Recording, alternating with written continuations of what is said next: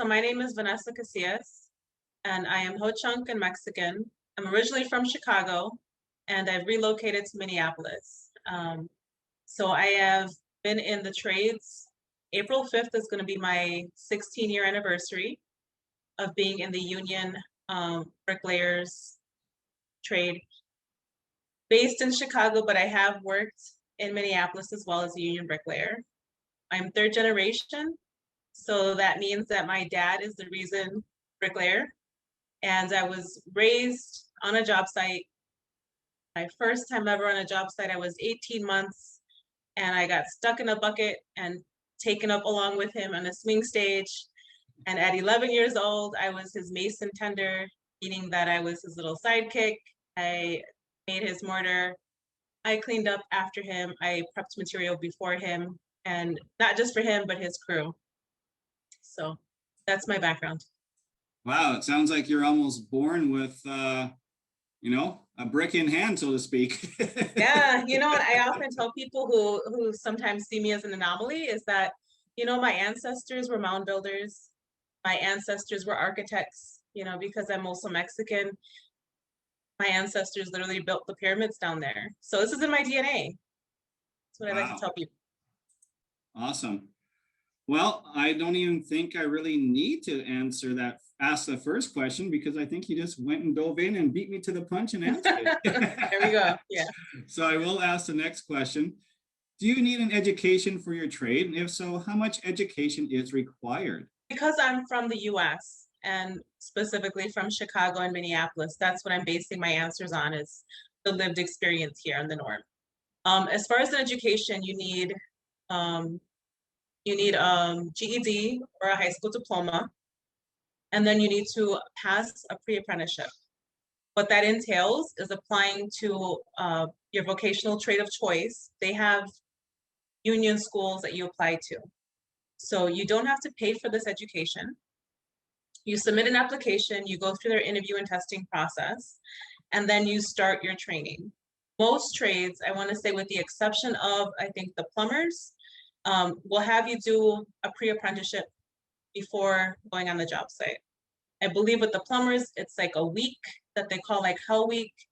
And then from then on, it's every Saturday to continue your training. But for the bricklayers, at least, there's an aptitude test, there's an interview.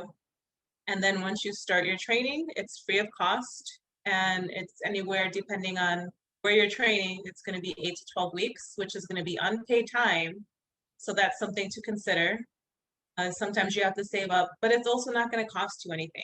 And if you were to put $1 on the training, a dollar amount on the training that you would receive, I would estimate it between $15,000 to $16,000. So again, with regards to some of that information you mentioned, is that all within the states kind of a protocol? It really varies state to state because the cost of living can be so different. Sometimes, different states can be more union friendly. Some are very anti-union. It really varies quite a bit. But if you're in a state that has a strong union base, they're going to have a trade school for you to go to. The union is going to have a pre-apprenticeship program. So you're going to be working with members. Your instructors are going to be people who used to be out in the field. Go to the plumbers training apprenticeship program. Your instructors would have been all plumbers. These are very experienced people. They're used to running work. They're used to being in real life scenarios. And so they're the best teachers available. And they're still union members. So and we often have had, because, bricklaying is kind of in your blood. Once you try to leave the job site and go into something that's more indoors, and it doesn't always suit us well. So often we had instructors who would come in from the field, teach a while, and then decide they needed to be back out there. So, you can always return back to the job site anytime. These are actual tradespeople that are teaching you.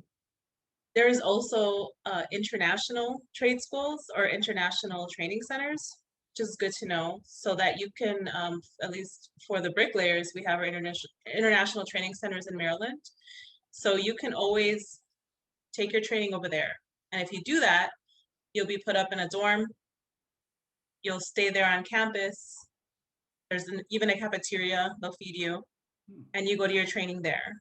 And this is also for upgraded training. So there's some regions of the US that don't have training centers.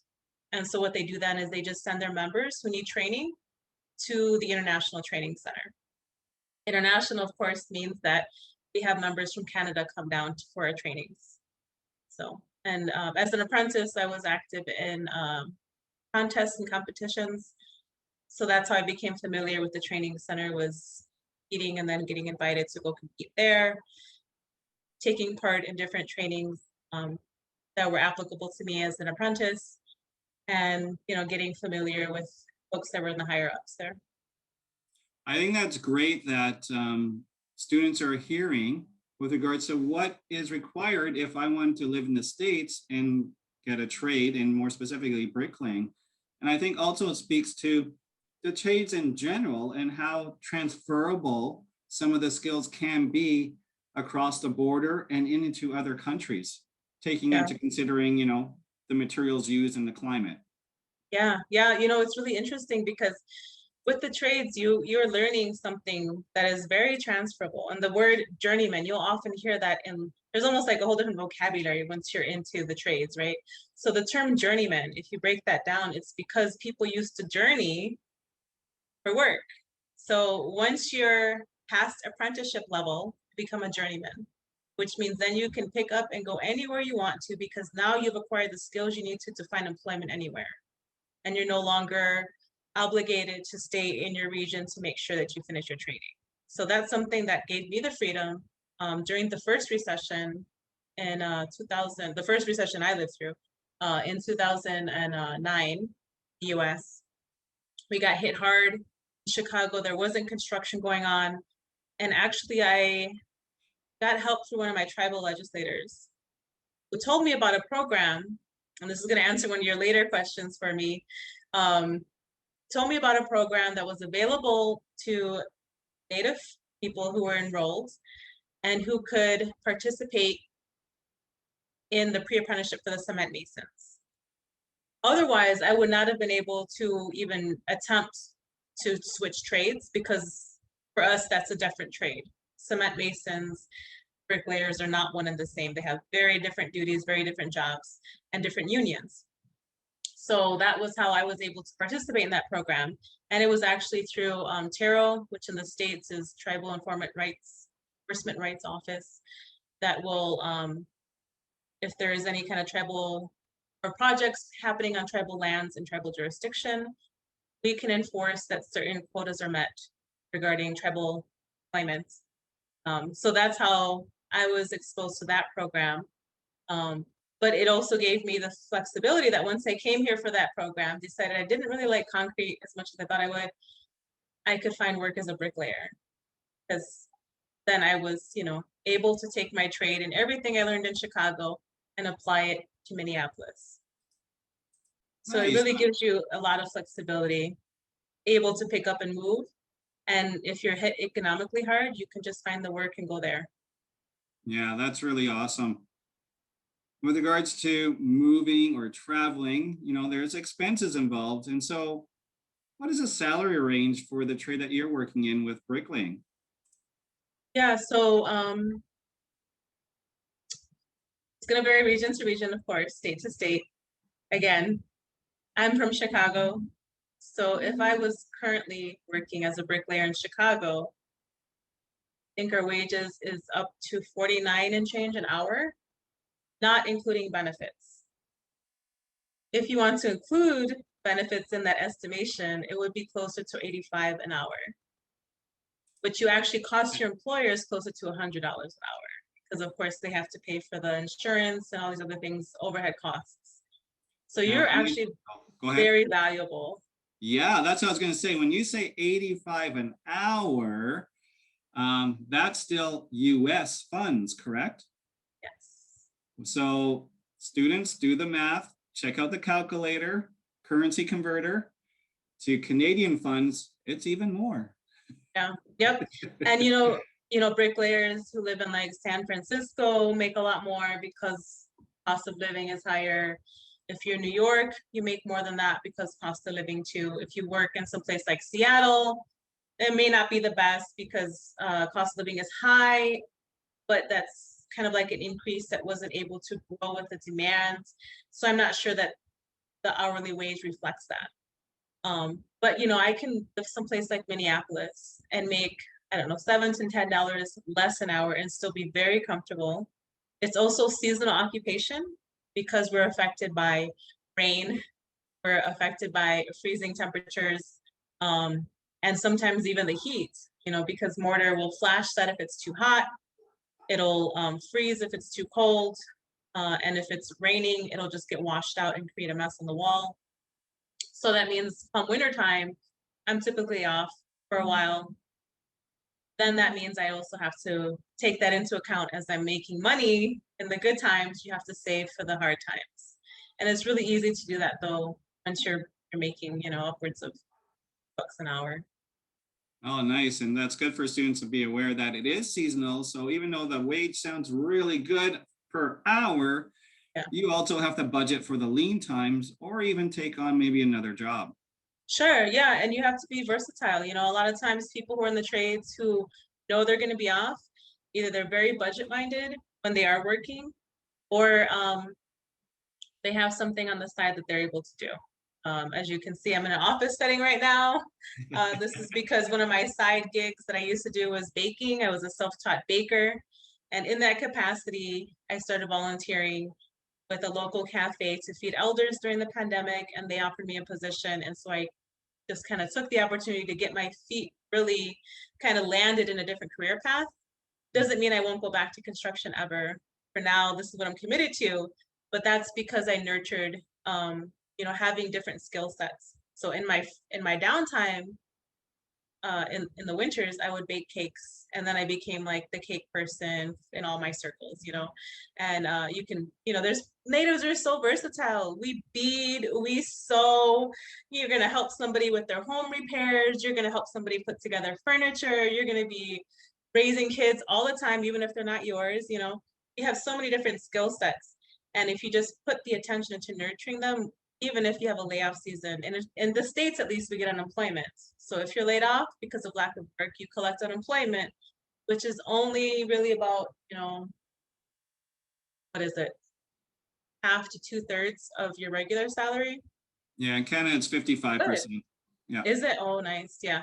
So, you're still going to get something, but it's not going to be what you're used to. So you just have to switch up your habits a little bit. And also, you're not going anywhere. You're not having to report to a job site. You're not having to spend gas. It's just kind of your time. Some folks just like to go on vacation. They go down where it's warm and they stay there for a couple months, And who knows, maybe even get some work while they're there.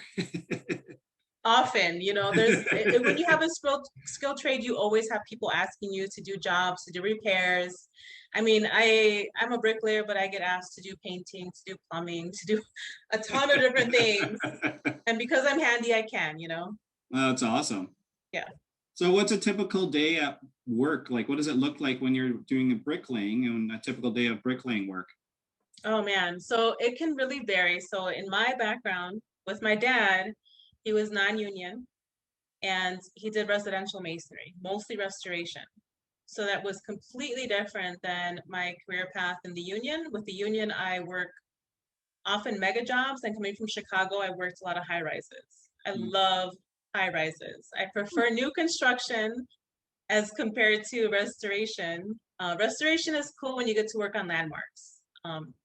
But for new construction, I really enjoy showing up to, you have to show up, number one, get on top of waking up early, showing up to work early, because you never know if you're gonna come across a traffic jam, inclement weather, you're gonna have a flat, whatever it is, you are a key component to your crew. And if you're absent, it's gonna be missed and your boss is gonna be very frustrated and upset. You don't want that to happen. You wanna leave a good impression with your crew. You wanna be known as being viable, as being consistent, as being dependable. And even if you don't do the best work, it's going to go really far if they cannot have to worry about when you're getting to work. So show up early, number one. So typically what I would do, you show up early, you know where the job site is. Sometimes you're switching jobs every other week. Plan the night before, you're gonna make sure you got your clothes ready, make sure you got your lunch and snack ready. You're gonna make sure all of the tools you need for the job are ready and tucked away in your bag, ready to go. You're gonna make sure you got fuel if you need it, so you don't have to take that extra 10, 15 minutes to find a gas station in the morning, get to work. I like to take my coffee.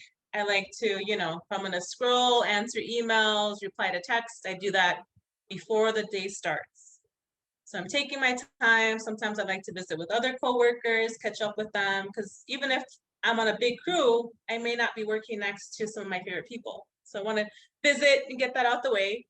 And then when you start, it's really empowering because you're given a task, you're learning as you go. So often I'm the kind of person who might have a hard time conceptualizing something like algebra formulas. But if we're on a job site cutting a form and really seeing the radius and how to construct an arch, it's completely different doing it hands-on. So being able to assess the job for the day, task at hand, prioritizing what needs to be done, and then just thinking of how to set everything up, which usually for bricklayers, we have laborers there to help us with that. Setting up a material so things go smoothly, making sure you have everything nearby that you need so you can work productively, safely, and efficiently. And then the typical day would either, if it's a block job, I'm laying block all day, grouting, installing rebar. Often if it's gonna be a block wall with a brick facade, I'm also gonna be installing anchors and insulation. Sometimes you do them at the same time, sometimes you just do it for later on. So you're gonna be, you know, we're responsible for a lot. We have to be responsible for keeping things within dimensions because other trades will follow after us. We have to make sure things are structurally sound. Things like hospitals and schools, it's really important that the walls you're building are solid and are gonna protect people in cases of, you know, high winds, earthquakes, natural disaster kind of things. And, you know, if you don't build the wall right, you don't want to have that on your conscience later. So what we do is pretty important. If you're working in a hospital, you're going to have to make sure that everything is airtight, vapor tight, because any kind of mold that gets in the walls could have really disastrous effects on the patients inside the hospital. Working on high rises is my favorite because of the views. The views are amazing. And I'm a daydreamer. So once you learn the skill and you're confident, it's just so easy. And I don't mean that in terms of like the physical labor. I mean that in terms of like, it's easy to find a rhythm. Just grab a brick. And I had this one instructor who used to tell me it was a ballet. Because you reach behind, you grab the brick, and then you put it in the wall and you know, you just get like a nice flow going and it's just one on top of two all day. And then you're just free to think about whatever you want to daydream about. Sometimes it's, you know, people are very social, they like to joke. And as a bricklayer, you tend to work with a larger crew, which is part of why I like it. If you're something like a electrician, a plumber, a pipe insulator, a drywaller, you may not work large crew. Might be by yourself on a job site all day. So, but yeah, that's kind of what the day looks like. If it's brick, you're just putting up the brick, striking it, cleaning it. After you get up so high, then the laborers will bump up your plank for you. Usually we work on pipe scaffolding or on hydromobile. So, you know, as your work climbs, you climb with it.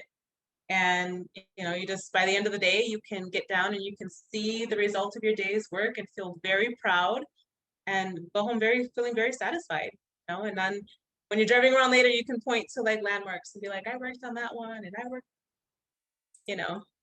Nice. And when you're talking about that in great detail, and thank you for doing that, I was thinking, how long are your days typically, like for hours in a day, and when do you start or finish? Yeah.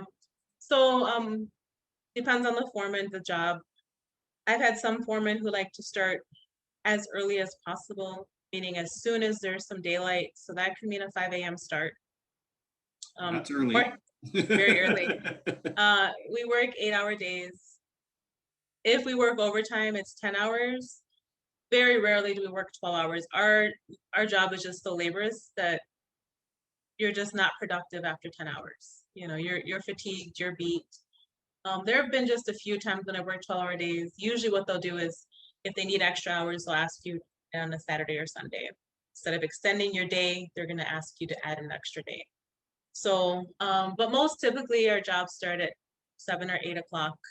7 o'clock is the typical start, 8 o'clock's a late start. And then sometimes in the winter, you have to be flexible. You know, sometimes you have to wait for it to get to a certain degree. Sometimes the machinery isn't working because it's frozen. So in the winter, usually you have to just, you know, take some extra things to keep you occupied. Listen to an audiobook, plan on taking a nap in the car, get there bright and early, and then sometimes it's just hurry up and wait. I think with bricklaying too, you come in contact with so many other different trades. Would you say that there are certain trades more in demand than other trades? You know, I'm not really sure about that one because it really varies region to region. And also, I think what we're experiencing with the bricklayers is that a lot of the younger folks aren't inclined to put up with it. And I don't mean that folks are lazy. I don't mean that.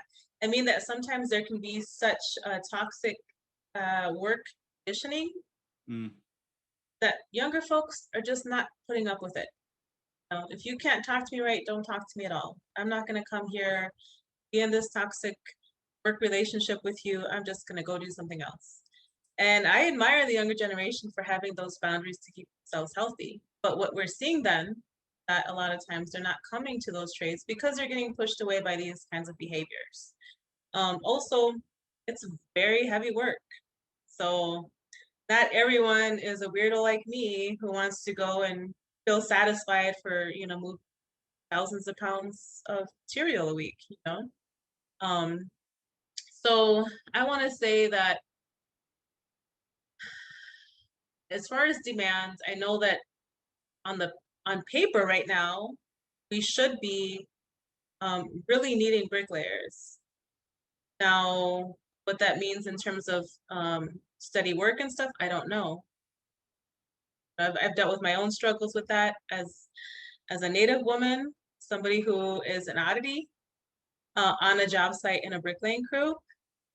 That's part that really does affect how difficult it is to find work. Even if I excel, even if I can compete, people still have their biases, they still have their prejudices. Those people can also be in positions of power that have to do with hiring, firing, and deciding who gets to work. So I don't want to sugarcoat it, but I also don't want to. Yeah. I don't want to Lay it all frown on out it. there. Yeah, exactly. It's not easy. And I know I was talking to another Indigenous female that was doing scaffolding, which is again very physically demanding. And she says when she goes into her union and look for a job, she says, I have a thick skin, so throw me right in there. Yeah. And I think that's what you need to have to some extent and to some degree, unfortunately. And just not that willingness to not give up and enjoy the trade. And it is physically demanding. Let's not ignore that fact. Yeah, so you have to like to, you know, push and define those muscles as well, right? Yes, yeah, you do. And you know, honestly, it's there's some trades that aren't as physically demanding. You know, I want to say like painters, tile finishers, not the tile setters, but the finishers who just like, you know, put the grout in and kind of make it look nice and pretty afterwards. You know, that's not as labor as intense as the folks who have to carry up the big boxes of tile and the big buckets of grout up flights of stairs and stuff. The depending on what scope of work you get into with laborers, that could also be something that's a little bit lighter and not as intense as like bricklaying or ironworking. Ironworking is incredibly heavy work. Everything is steel, even the bolts, the smallest components. You get a bucket of bolts and that's going to weigh a ton, you know? Yeah. Everything that they have is super heavy. And it's also really high risk and dangerous work. But from the iron workers I know, they have such a camaraderie amongst one another because their work requires that trust, that communication, and it really reflects in how how unified they can be. Even if they have little small disagreements here and there, they will stand together as a front. If something is unsafe, they all walk. No, You know? you can't say that for other trades. For bricklayers in Chicago, yes, but I found that bricklayers in other areas, they'll put up with some stuff that they shouldn't. So if a student picks one trade and they don't like it, it sounds like it's okay to switch to a different trade. You know, it's not ideal. So, I mean, if you're going to switch, I would just say better than switch. You want to figure that out before you start. So, if you can find folks to talk to, if you have somebody that has a connection to people in the trades that you can, hey, can I get 15, 20 minutes of your time? Any person in the trades that I know, if there's an interested youth that wants to ask some questions, I'm more than willing to always answer that call to give them a good feel for what the job is going to entail. You know? So I think that figuring those things out beforehand, looking up their websites, because a lot of times unions will have websites, you can kind of see what the work will entail. And then most unions also, like if you're going to be a carpenter, you might be like a millwright. You might be like making little pieces of that go on machinery. You could be a finished carpenter doing with like cabinet work and stuff like that, very detailed and beautiful work. You could be a rough-in carpenter dealing with the framing and the roughing out of structures. You could be somebody who's only dealing with the it's like the, oh geez, I can't think of the word. It's the board that goes up. No, not the framing, the what goes on the framing. It's not sheetrock, it's a different, nope. Well, you could be a drywaller too, but there's like a different kind of product like that. You could be in charge of just installing that. You could be a taper. Sometimes they're often in the drywallers or in the carpentry union too. You could be somebody who's just doing the roofing, you know, so each trade is going to have different branches that you could specialize in. With the exception of like iron workers and boiler makers, you know, they're their own. That's pretty much the end of it. For bricklayers, you could be a bricklayer, you could be a, our union is all the trowel trades, the exception of cement masons. So you could be a tile setter, terrazzo worker, plasterer, restoration expert, tuck pointer, bricklayer. Oh, so that kind of answers the last question I had with regards to, you know, what students can do now in high school, right? Is look around, talk to people in the trade, go onto some union websites and look and ask those questions, right? Yes, definitely do all that. And also, even if you're not, you're young right now, you may not care so much about what the retirement package is, what the benefit package is. Look at that information if it's accessible to you. In the States, what I recommend people do is look up the Cisco website. And when you get to their website, you can request a booklet that's going to show you all the wages, the benefit packages for each union. And the agreement terms, because we all have like agreements for the bricklayers. It's every 2 years we get like $1 raise, $2 raise, depending on what's negotiated. So it's going to tell you when that, you know, how long that wage is good for, and then that's when you know it's going to like renegotiate. The contract is going to be renegotiated. So I would recommend going to the Cisco website, looking for that booklet. These are going to, of course, be U.S. prices and wages and stuff, but I don't know, maybe there's something like that in Canada. That would be a great resource to just kind of look at, get a general sense and compare. You know, there's, for bricklayers, when I started, we had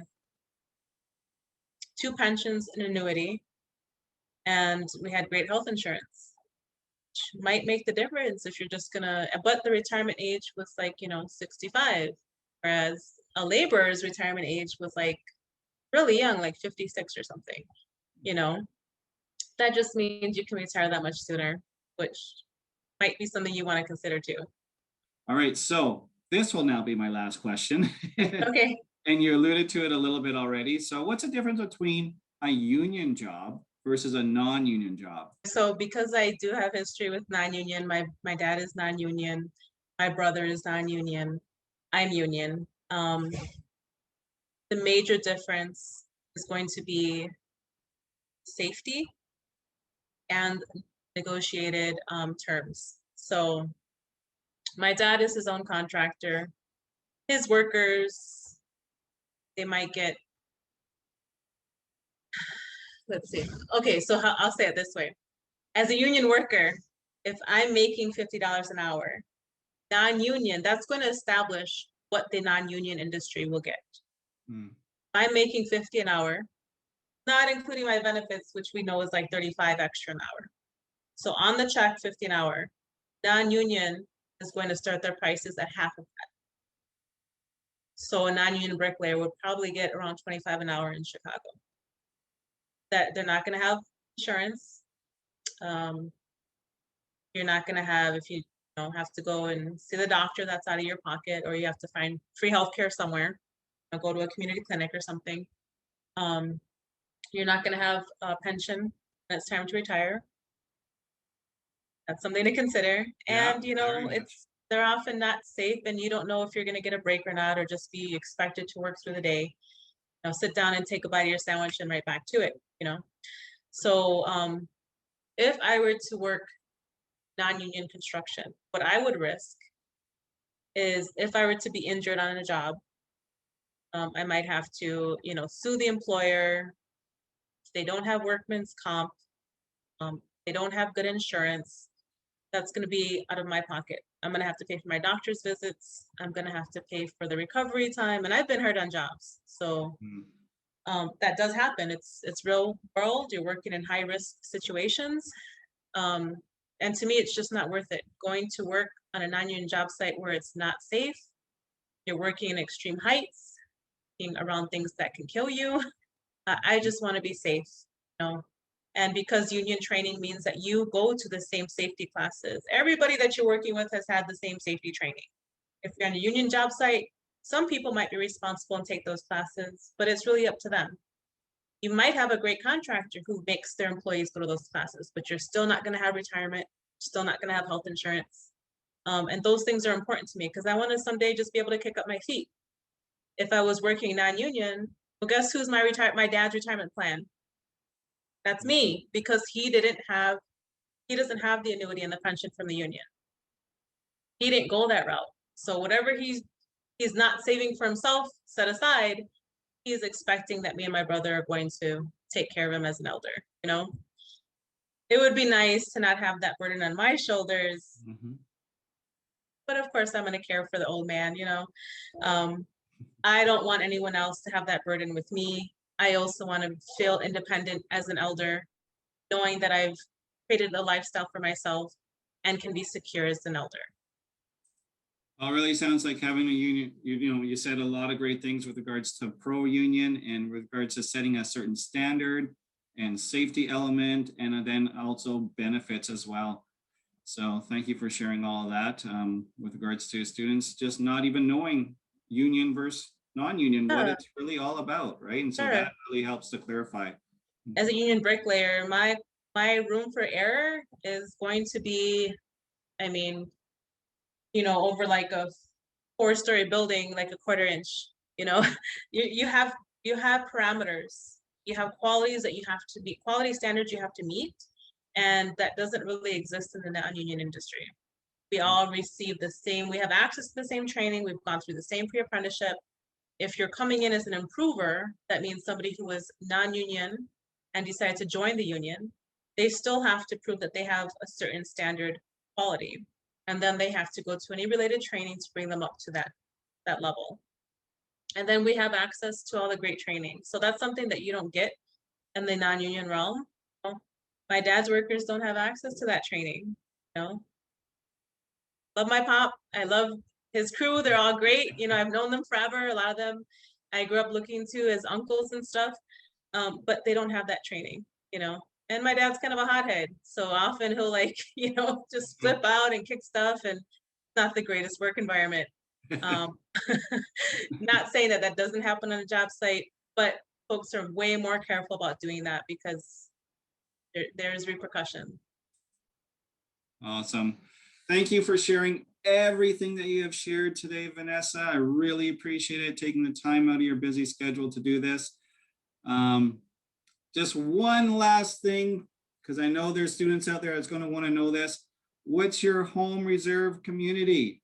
Oh, I'm Ho-Chunk. So my Ho-Chunk, we don't have a reserve. We're one of the, I think one of 2 nations in the US purchased our land back.